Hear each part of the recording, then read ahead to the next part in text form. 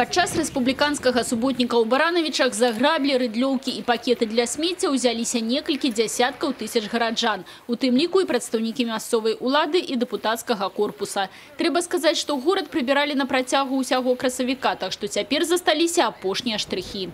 Конечно, все вместе нам удалось навести порядок в городе, но я бы хотел сказать о том, что это непрерывный процесс, и этим надо заниматься каждый день. Наводить порядок у себя, во дворах, на территории предприятий, закрепленных территориях. В субботнике принимают участие около 75 тысяч наших горожан. Будет заработано и перечислено на фонд субботника 110 тысяч рублей.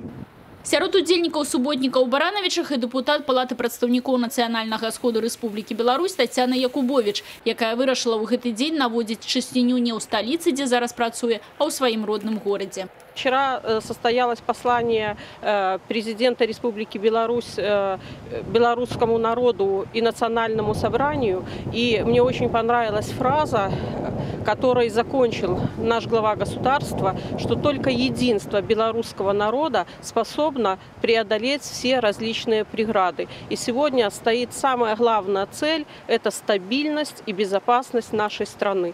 И я так считаю, что каждый, чтобы это все обеспечить, безусловно, каждый на своем рабочем месте должен качественно трудиться, что мы сегодня и делаем. Актыўна працавалі сёння і ў іншых рэгіёнах вобласці. У Ляхавіцкім раёне дэсант у складзе паўсотні чалавек высадзіўся ў парку Рэпіхава. Ён быў закладзены яшчэ ў 19 стагоддзі, калі тут знаходзілася сядзіба Патоцкіх. Сёння парк гісторыка-культурная каштоўнасць і ахоўваецца дзяржавай. Здесь любят отдыхать люди, есть водные объекты и красивая очень местность. Много старинных деревьев, более 20 краснокнижников здесь находится. Поэтому вот и сегодня, после прошедших ураганов, мы выбрали этот объект для субботника в связи с тем, что нужно навести порядок. Очень много ветровальных деревьев, веток нападало. Вот мы совместными усилиями сегодня попытаемся здесь привести надлежащий вид, чтобы людям было приятно здесь отдыхать.